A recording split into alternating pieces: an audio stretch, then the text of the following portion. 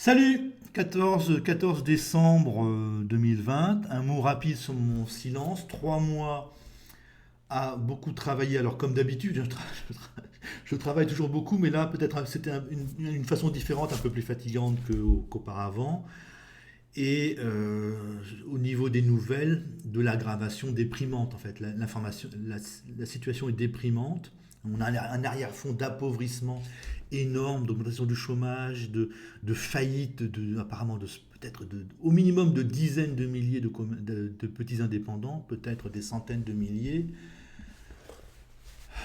Tout ça n'incitait pas à faire des vidéos. Et le quatrième mois, des problèmes d'ordinateur et 2 morts autour de moi. Pas des intimes, mais ça fait quand même. Ça attriste tout de même. Ça fait que je n'avais pas envie de faire des vidéos.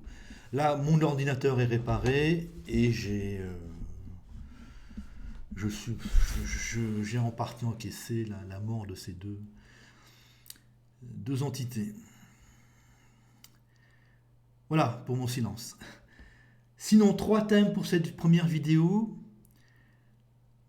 La folie de la gauche. Alors, la gauche, vous me dites souvent, elle est folle. Je vais confirmer, mais ajouter quelque chose. Une aggravation énorme à propos de la religion de tolérance et de paix. Alors, je vais toujours essayer de ne pas me faire censurer. Donc, si vous trouvez que je suis doux ou que je suis lourd, ce sera à cause de ça. Enfin, encore plus lourd que d'habitude. Et le troisième point, pourquoi Macron se met à tapoter sur l'islam. Donc, premier point, la gauche devient folle. On avait déjà les féminazis, c'est-à-dire des féministes qui appelaient à tuer les hommes dans des manifestations, donc c'était officiel devant tout le monde, et ces gens-là sont de gauche ou soutenus par la gauche. On avait déjà des gens issus d'une certaine immigration qui appelaient à tuer les blancs. Alors, ces gens ne sont pas forcément dans des partis de gauche, mais la gauche n'en parle pas ou est avec eux, et derrière eux, à côté d'eux, pas très loin d'eux. Là, tout récemment, on a eu une réunion à Mediapart où, donc c'est la gauche indigéniste, ça je crois, hein, c'est ce que nous appelons aujourd'hui l'extrême gauche. Donc c'est la gauche de jeunes ou c'est l'extrême droite de jeunes plutôt. Donc Mediapart a fait une réunion, alors je ne sais pas si on doit dire autour de l'homosexualité ou à propos de l'homosexualité. Et en gros, ce qui en est ressorti, c'est que l'hétérosexualité est un problème.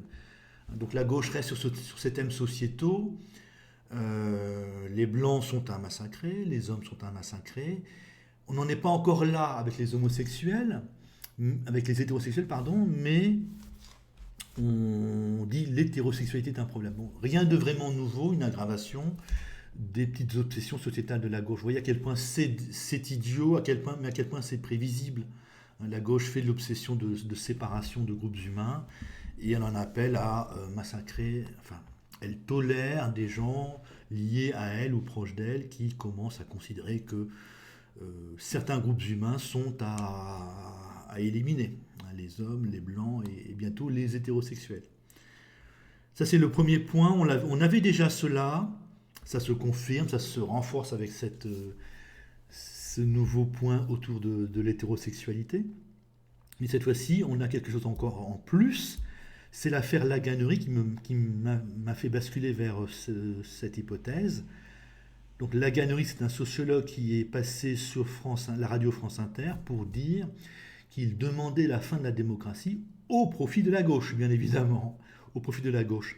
Mais j'avais déjà entendu ce genre de choses, hein, que des jeunes de gauche n'étaient plus dans la démocratie, ne reconnaissaient plus la démocratie. Et je pense que maintenant, en fait, la gauche commence à revendiquer, alors commence, hein, mais ça doit être assez répandu à gauche maintenant, dans la gauche de jeunes doit commencer à revendiquer la fin de la démocratie. On devrait avoir ça de plus en plus. Donc cette gauche-là est minoritaire, mais c'est une tendance lourde de notre société. Les bobos, en fait, commencent à demander la fin de la démocratie, à le demander ouvertement. Donc c'est très très inquiétant. Sinon, cette gauche-là, c'est la gauche de jeunes, c'est le camp Mélenchon, c'est les Verts. Ah, quand je dis la gauche de jeunes, c'est les moins de 50 ans. Le PS n'est pas entré là-dedans, on est sorti même. Donc cette gauche-là, c'est 10-15% des suffrages exprimés probablement. Donc ça ne pèse pas lourd. Ça veut dire que même le camp bobo pourrait ne pas en avoir besoin pour gagner les élections. Donc on pourrait avoir un camp bobo qui tape sur, qui refuse le féminazisme, qui refuse la haine des blancs, qui refuse la haine des hétérosexuels. Donc cette gauche-là devient folle, complètement folle, tout en représentant assez peu de personnes. Alors c'est des bobos, c'est des jeunes bobos certainement pour beaucoup d'entre eux. Donc les vieux bobos qui sont au pouvoir vont les ménager. Et cette gauche de jeunes complètement folle ne servira que si les vieux bobos veulent instaurer une dictature. Sinon on aura ces gens-là minoritaires qui vont basculer dans la violence, et une violence assez acceptée par les vieux bobos, par leurs parents en fait. On a eu une manifestation de gauche il y a quelque temps, 98 policiers blessés. Hein, on pourrait dire quand les gilets jaunes manifestent, 98 gilets jaunes blessés, quand les bobos de gauche manifestent, 98 policiers blessés. Parce que le camp Macron est un camp de bobos tout simplement, et qu'il les ménage les bobos, alors, ne serait-ce que parce que c'est un électorat de second tour pour lui. Donc voilà, une gauche qui devient complètement folle, hein, qui va vraiment à la folie absolue, qui devient un ramassis de fous furieux rejetant la démocratie. Deuxième point, la religion de Toto, hein, la religion de tolérance et de paix qui bascule dans quelque chose d'assez effrayant. Me semble-t-il, on a passé un cap, mais un énorme cap. Donc on a eu l'assassinat de Samuel Paty, et une nouvelle affaire, une nouvelle chasse à Mila. Donc la chasse à Mila, c'est quoi? Moi j'ai l'impression que c'est des musulmans modérés, dits modérés, qui se déchaînent si vous dites des choses qui les dérangent. En gros, si vous êtes face à des musulmans modérés, que vous dites quelque chose qui les dérange, Dieu n'existe pas par exemple, eh bien vous risquez de vous faire pourchasser. Pourchasser pour un tabassage sérieux ou pour un assassinat. C'est ça, Mila, c'est une jeune fille française qui est pourchassée sur le territoire français par des musulmans probablement dits modérés, pour beaucoup d'entre eux. Samuel Paty, c'est un peu la même chose, sauf que c'est plus grave. Donc c'est un enseignant qui avait dit des choses qui ont dérangé des musulmans dits modérés. Ces musulmans modérés ont fait du bruit sur les réseaux sociaux, et un musulman radical est allé assassiner Samuel Paty. On entre dans quelque chose de complètement nouveau, c'est-à-dire des assassinats ciblés. Ce n'est plus au hasard, c'est le musulman qui devient fou, on va dire ça comme ça, hein, qui devient fou et qui descend dans la rue et qui tue au hasard les premières personnes qu'il croise. Ce sont des assassinats ciblés. On passe à quelque chose de nouveau en fait. Assassinats ciblés ou tentative d'assassinat ou de tabassage à mort initiés par des musulmans modérés. Voilà. Si vous dites quelque chose qui dérange leur majesté, les partisans de la religion de tolérance et de paix, vous risquez d'être assassiné. Vous serez pourchassé, vous risquez d'être assassiné. Voilà où on en est. Alors c'était en octobre-novembre 2020. Et vous avez eu quelque chose d'encore plus dramatique juste après. Moussaoui, le chef, le responsable du CFCM, je ne sais pas ce que c'est que ces initiales, mais c'est Conseil français du culte musulman, c'est l'islam modéré officiel, donc c'est pas forcément représentatif de tous les musulmans modérés, mais disons que c'est un représentant de l'islam modéré qui est venu dire sur une radio, je ne sais plus laquelle, ou une télévision, il faut que vous ayez moins de liberté pour qu'on reste dans la fraternité. Il a dit quelque chose comme ça, quelques jours, je crois 4 ou 5 jours après l'assassinat de Samuel Paty. Donc, on a des musulmans modérés qui, en quelque sorte, déclenchent l'assassinat de quelqu'un, d'un Français, et 4 ou 5 jours après, on a un représentant de l'islam modéré qui vient nous dire vous devez renoncer à certaines de vos libertés pour qu'on reste dans la fraternité. En quelque sorte, si j'ai bien compris, ça veut dire vous baissez la tête, vous vous soumettez à notre volonté, sinon on s'énerve. On sait ce qui se passe quand les gens comme ça s'énervent. Donc ce type Moussaoui, je crois qu'il n'est pas né en France. On avait eu l'affaire Zerki, Zerki c'était quelqu'un qui, je crois aussi du CFCM, qui a dit Mila c'est bien fait pour elle, donc il justifie l'assassinat de Mila, l'assassinat probable de Mila. Et maintenant c'est Moussaoui, le chef de cette je sais pas, association, qui vient nous dire, ben, vous baissez la tête, vous les Français, vous vous soumettez à notre volonté, sinon on va s'énerver. Voilà, donc là ce qui s'est passé, c'est que c'est une partie des musulmans dits modérés qui a basculé dans l'inacceptable. On passe de, alors je ne sais pas combien, 100 000 musulmans radicaux qui posent problème, à 100 000 musulmans radicaux, plus 1 ou 2 millions de musulmans modérés. Voilà. Voilà ce qui s'est passé pendant les 3 mois ou 4 mois de mon silence. Le basculement d'une partie des musulmans modérés. C'est-à-dire que donc ces gens-là qui, il y a 3 ou 4 ans, nous disaient l'islam est une religion de tolérance et de paix, nous disent ouvertement maintenant, si vous ne baissez pas la tête, on va s'énerver. Vous voyez le degré de débilité. Alors moi, ce qui m'énerve, c'est plus ce degré de débilité que l'islam qui pose problème en lui-même. Donc je vais essayer de me centrer sur l'islam, mais pour moi, c'est la débilité de ces gens qui me touche le plus, qui m'énerve le plus. Donc voilà, on a un nouveau problème, beaucoup plus grave. Cette fois-ci, ce n'est plus les musulmans radicaux qui posent problème, mais les musulmans radicaux, plus une partie des musulmans modérés. Alors pour les musulmans vraiment modérés, vous ne pouvez plus vous dire, donc c'est encore une fois, hein, je rappelle, plus l'islam pose problème, plus on aura de musulmans qui vont faire un petit voyage, hein, qui vont retourner dans leur pays d'origine. C'est ça, hein, ne vous inquiétez pas, plus l'islam nous tue, plus on aura de musulmans expulsés. C'est comme ça que ça se passera. Plus l'islam va poser problème, plus l'islam sera écrasé. C'est aussi simple que ça. Alors bien évidemment, je suis peut-être le seul à le dire. On n'est pas nombreux à le dire. Les Français donnent plutôt l'impression d'avoir peur, mais on vient de voir Macron dissoudre le CCIF et pas de réaction. On claque des doigts et le CCIF est dissous. Hein, donc, il n'y a pas de réaction, l'islam ne pèse rien en réalité, ou pas grand-chose. Donc, qu'est-ce qui s'est passé? C'est maintenant qu'on a 1 ou 2 millions de gens dits musulmans qui posent problème, qui ne sont pas acceptables en France. C'est la catégorie musulmans modérés maintenant qui bascule là où il ne faut pas. Ce qui signifie que si vous êtes d'origine d'un pays musulman, si vous êtes blanc issu d'un pays musulman, ou même noir issu d'un pays musulman, vous ne pouvez plus dire je suis français et musulman. Si vous aimez la France, si vous vous sentez français, si vous avez envie de rester en France, vous ne pouvez plus dire je suis français et musulman. Faut plus. Plus l'islam pose problème, plus ceux qui veulent rester en France doivent s'éloigner de l'islam. C'est ça le principe. Si vous voulez augmenter vos chances de rester en France, vous devez cette fois-ci abandonner l'islam modéré. C'est comme ça. C'est comme ça, hein, c'est comme ça, c'est pas la peine de pleurer, c'est pas la peine de dire vous êtes des gros racistes, gna gna gna gna gna, c'est comme ça. Ou c'est pas la peine de dire vous êtes islamophobe, bah oui on est islamophobe, bah oui c'est normal. C'est normal. Voilà, hein, pour ceux qui veulent rester en France, pour ceux qui se sentent français, pour ceux qui n'attachent pas une importance énorme à l'islam, vous n'en parlez plus. Quand vous vous présentez, vous ne dites plus je suis français et musulman, vous dites je suis français, point, c'est tout. Voilà, donc là, pendant ces 4 mois, c'est le basculement d'une partie de l'islam modéré, mais aux yeux des Français qui sont hystériques autour de l'islam, alors des Français des régions qui ont porté la Révolution française, c'est pour moi un immense changement.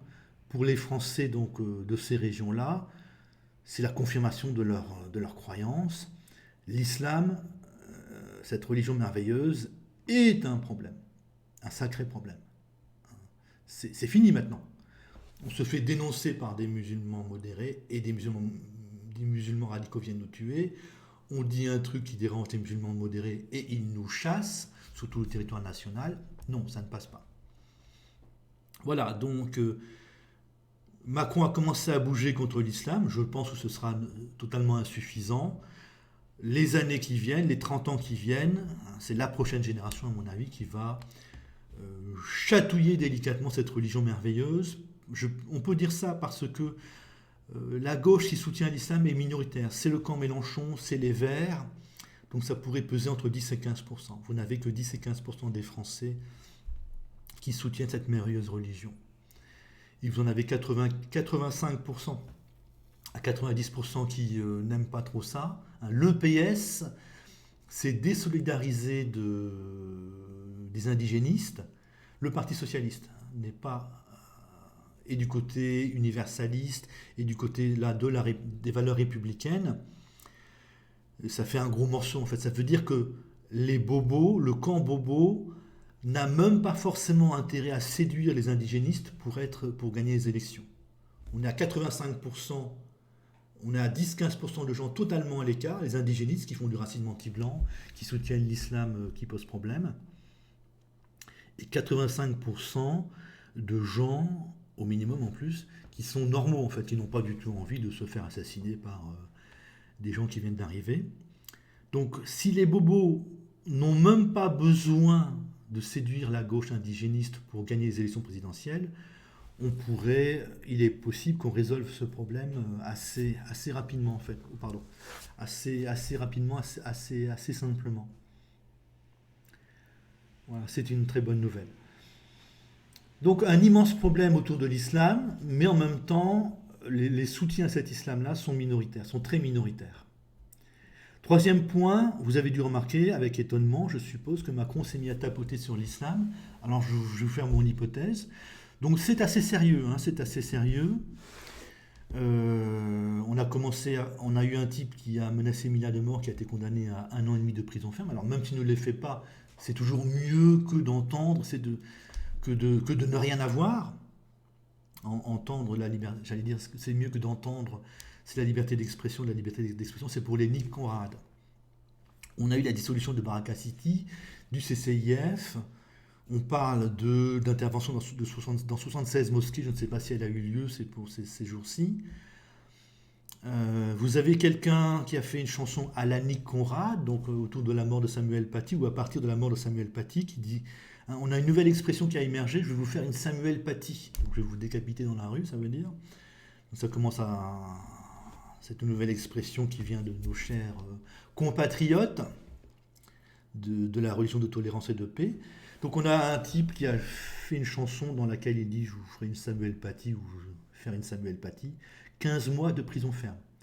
Il y a 2 ans peut-être, on a eu l'affaire Nick Conrad, il a été condamné à, je crois, à une amende et du sursis au maximum. Il y a 3-4 ans, on aurait dit c'est la liberté d'expression. Vous voyez à quel point ça évolue rapidement. Hein. Les Français ne supportent plus de se faire assassiner dans leur pays par des trous du cul en fait. Où Macron a décidé de bouger plutôt. Donc on a quelque chose d'assez sérieux. Hein. Ce qui passait auparavant ne passe plus. On a des choses qui se font. La dissolution du CCIF, c'est vraiment très important. Et vous voyez bien à quel point c'est facile. On claque des doigts. Le CCIF est dissous. Alors ils vont peut-être je crois que ça s'appelle esté en justice. Mais si un gouvernement veut dissoudre le CCIF, il le fait. Et absence de réaction sérieuse de la part des totos, des membres de la religion de tolérance et de paix, les totos. Pourquoi Macron s'est mis à tapoter sur l'islam alors qu'il s'en fout complètement, que voici quelques mois il nous disait si vous faites assassiner par des membres de l'immigration c'est une incivilité, qu'au début de son quinquennat c'était vraiment l'enthousiasme à l'immigration. Donc il a signé, je ne sais plus, il a signé une charte sur l'immigration gigantesque. Mais je pense que tout simplement les élections présidentielles approchent. On a eu 6 élections législatives partielles pour des députés et En Marche a fait un score à chaque fois, enfin presque à chaque fois minable. Et aux élections européennes, Macron a fait un bon score uniquement parce que la droite a voté pour lui. La droite c'était 20% à la dernière présidentielle 2017. Macron a fait 24%. Aux européennes, Macron a fait 23% et la droite 8,5%. C'est-à-dire que Macron a perdu énormément d'électeurs de gauche et a gagné énormément d'électeurs de droite. Donc il a besoin de ces électeurs de droite. Il doit les garder. Il doit faire beaucoup de choses pour les garder. En plus, comme la gauche était déjà divisée quand il a commencé à bouger contre l'islam, comme la gauche était déjà affaiblie et divisée, il peut se permettre d'essayer de séduire la droite sans trop risquer des choses à gauche. Et comme en ce moment, enfin juste après, là, on a une division. Mélenchon est parti au combat tout seul, et on voit qu'il y a une forte différence entre le Parti socialiste et le camp Mélenchon, qui ne vont très probablement pas s'allier. Donc Macron est soulagé à gauche. Il n'a pas à faire un énorme effort pour séduire les gens de gauche. La gauche est affaiblie et divisée, elle ne pèse plus grand-chose. Donc Macron doit séduire, il doit absolument garder à peu près les 10 points de gens de droite qui sont allés chez lui aux élections européennes. Il doit absolument les garder pour être au second tour.